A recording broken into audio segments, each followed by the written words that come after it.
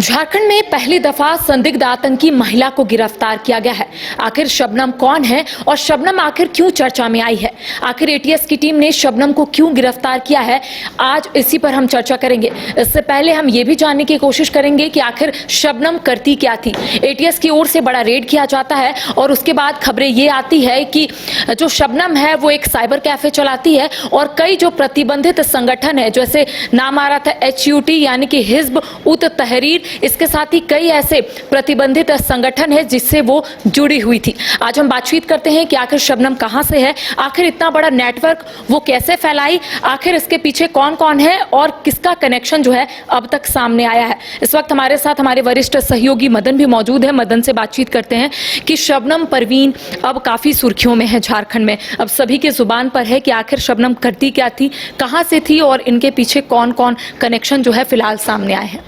देखिए, बिल्कुल ये इसलिए चर्चा में है क्योंकि पहली बार कोई महिला जो है वो आतंकी के रूप में संदिग्ध के तौर पर पकड़ी जाती है। तो ऐसे में हम ये कह सकते हैं कि पुलिस उसके तह तक पहुंचना चाहती है और जब सब कुछ पता चलता है तब चौंकाने वाले खुलासे जो हैं वो सामने आते हैं।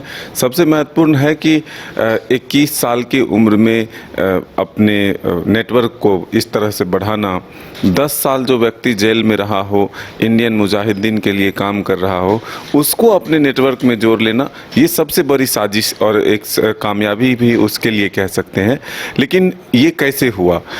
दरअसल शबनम परवीन जो है वो एक साइबर कैफ़े चलाती थी। वहाँ इंटरनेट के माध्यम से वो अधिक से अधिक लोगों से जुड़ती रहती थी और अपने माइंड के तरह, मतलब अपने सोच के तरह के लोगों को वो खोजती थी।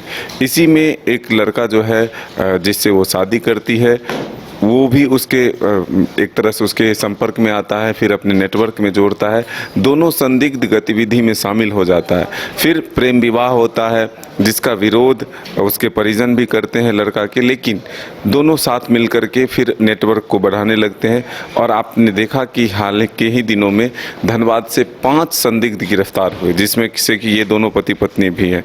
तो ये महत्वपूर्ण है कि एक साइबर कैफ़े चलाने वाली लड़की कैसे आतंकी संगठन से जुड़ी। हिज्ब उत तहरीर से उस लड़के को भी जोड़ दिया जो इंडियन मुजाहिदीन के लिए काम करता था, जो 10 वर्ष जेल काट कर आया था, उसको किस तरह से मोटिवेट किया।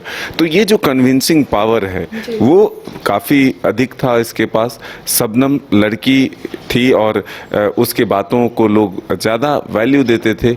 तो ऐसे में कोई शक भी नहीं करता था पहले कि भाई कोई लड़की भी अब झारखंड के जैसे, झारखंड से भी इस आतंकी संगठन से जुड़ सकती है। तो अब जो चीज़ें निकल कर आई उसमें से यह स्पष्ट है कि एटीएस ने उसकी गिरफ्तारी की। कई तरह के दस्तावेज, कई तरह के इलेक्ट्रॉनिक गैजेट्स जब्त हुए हैं जिससे कि इन लोगों की संलिप्तता जो है स्वीकारी जा सकती है। लेकिन सवाल ये उठ रहा है मदन कि आखिर शबनम कहाँ से थी? आपने कहा कि 21 साल, महज वो 21 साल की थी तब वो कई ऐसे संगठन से जुड़ी जो प्रतिबंधित था, लेकिन सवाल यह है कि आखिर शबनम कहाँ से थी? मूल रूप से क्या वो धनबाद में ही साइबर कैफे चलाती थी? धनबाद से ही थी। धनबाद के ही 3 जगहों पर जो रेड हुआ था, वासेपुर, भूली और बैंक मोरी, इन 3 जगहों से ही इन 5 लोगों को हिरासत में लिया गया था पहले।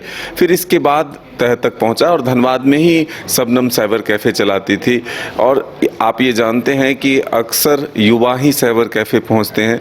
कुछ जो वर्किंग लोग होते हैं वो अपने डॉक्यूमेंट्स के प्रिंटिंग के लिए या फिर ईमेल के लिए साइबर कैफ़े जाते हैं, लेकिन जो युवा होते हैं वो अगर नेट नहीं है, सही से काम नहीं कर रहा है, तो सोशल साइट्स को ऑपरेट करने के लिए भी साइबर कैफ़े तक पहुँचते हैं। तो ये एक इम्पॉर्टेंट है कि आखिर शबनम कैसे तलाशती थी उस माइंडसेट के लोगों को जो देश के खिलाफ या आतंकी संगठन के से जुड़कर इस तरह की गतिविधि में शामिल होते थे।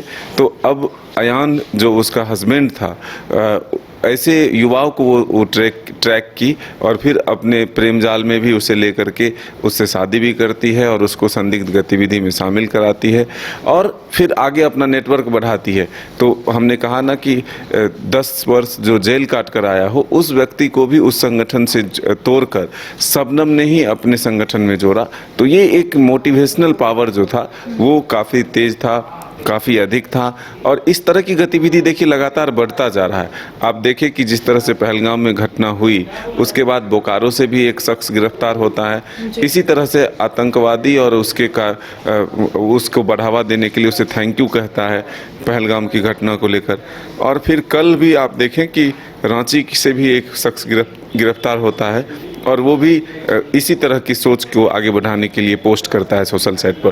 तो ये हम कह सकते हैं कि शबनम ने एक इतिहास भी रच दिया कि झारखंड से पहली महिला है जो आतंकी गतिविधि में शामिल हुई और जिसकी गिरफ्तारी हुई। तो देखिए, झारखंड के लोगों के जुबान पर सिर्फ एक ही सवाल था कि आखिर शबनम परवीन है कौन, आखिर उन्हें एटीएस की टीम ने क्यों गिरफ्तार किया है। देखिए, धनबाद में एटीएस की ओर से बड़ा रेड किया जाता है और उसके बाद 5 संदिग्ध व्यक्तियों को गिरफ्तार यानी कि हिरासत में लिया जाता है। उसके बाद उनकी गिरफ्तारी हो जाती है, जिसमें एक महिला भी शामिल थी। अब देखिए, धीरे धीरे करके चीजें सामने आ रही है कि आखिर शबनम परवीन है कौन। देखिए, शबनम परवीन प्रेम विवाह करती है और उसके बाद लगातार लोगों को जोड़ने की कोशिश करती है। इसके साथ ही आपने देखा कि कई प्रतिबंधित संगठन से भी वो जुड़ी थी। इसके साथ ही अब सवाल ये उठ रहे हैं कि आखिर एटीएस की टीम जो है वो कहां तक अपना जांच का दायरा बढ़ाई है, आखिर इसके पीछे कौन कौन है। ये तमाम चीज कुछ दिन के बाद क्लियर हो जाएगा। तमाम अपडेट हम अपने दर्शकों तक पहुंचाएंगे। फिलहाल हमें दे इजाजत, नमस्कार। गोल जहां 27 वर्षों के सफर में 17,000 से भी अधिक छात्रों ने डॉक्टर एवं इंजीनियर बनकर भरे सफलता की ऊंची उड़ान, जहां साधारण छात्र भी असाधारण सफलता प्राप्त कर बना रहे इतिहास। दूरदर्शी शिक्षाविद श्री विपिन सिंह के मार्गदर्शन में मेडिकल एवं इंजीनियरिंग के लाखों छात्रों के लिए आशा की किरण के रूप में गोल्ड रिजल्ट फैक्ट्री।